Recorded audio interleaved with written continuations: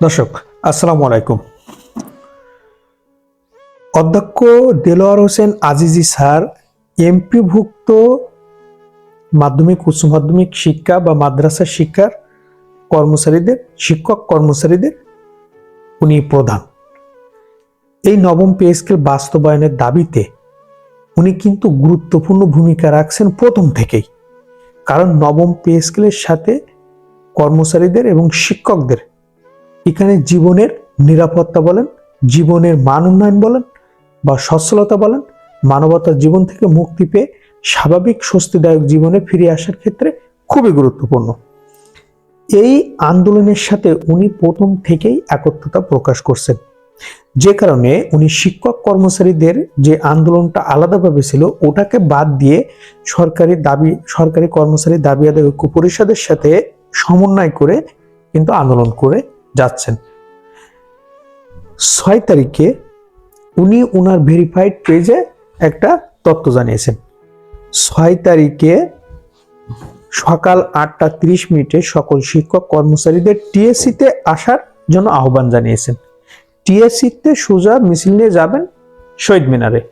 শহীদ মিনার থেকে মিছিল নিয়ে সরকারি কর্মচারীদের সাথে মিছিল নিয়ে সমাবেশ আকারে মিছিল নিয়ে 10:30টার দিকে রওনা হবেন ভোকা মিছিল নিয়ে যমুনার দিকে। তাহলে দেখেন, শিক্ষক কর্মচারী সরকারি কর্মচারী সকলে মিলে যে আন্দোলনটা করছে কিসের জন্য? নবম পে স্কেলের জন্য।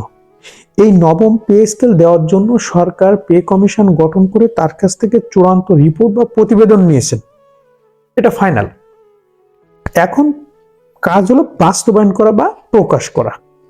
সেক্ষেত্রে অর্থ উপদেষ্টা যে অর্থটা লাগবে নবম পে স্কেল আংশিক যেটা বাস্তবায়ন করতে চাইছেন এটার জন্য যে পরিমাণ অর্থ লাগবে সেটাও কিন্তু সংস্থান করছে, সেটা অর্থ উপদেষ্টা নিজেই বলছেন।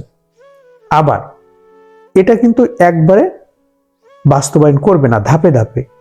তাহলে জানুয়ারির 1 তারিখ থেকে এটা কার্যকর করবে সেটাও বলছেন। তাহলে জানুয়ারির 1 তারিখ থেকে আগামী জুনের 31 তারিখ পর্যন্ত বা 30 তারিখ পর্যন্ত যে পে স্কেলটা আর পাবেন সেটা আংশিক আকারে, হয়তো ভাতাটা পাবেন অথবা মূল বেতনটা পাবেন, এমন হারে বাড়াবে।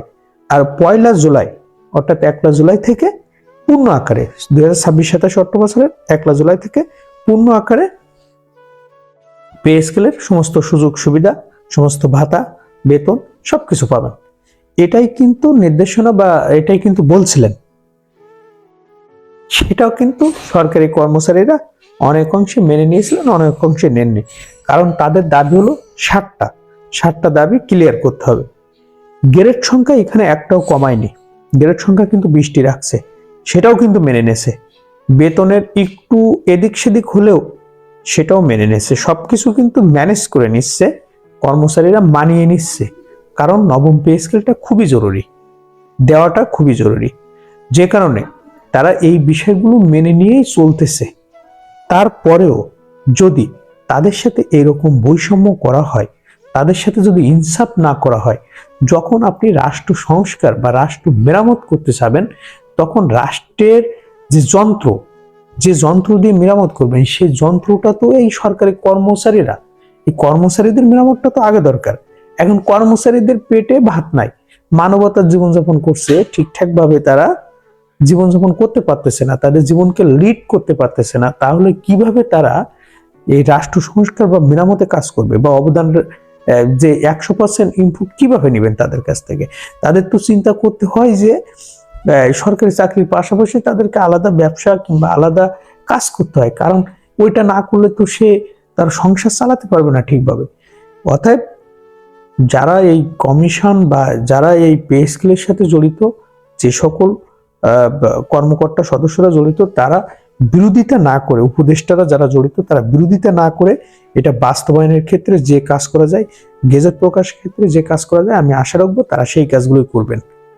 কারণ এই দেশটা 24শে জুলাই হয়েছে, মানে 5 আগস্ট হয়েছে, 5 আগস্ট হয়েছে কিন্তু এই সংস্কারের জন্য, বৈষম্য দূর করার জন্য।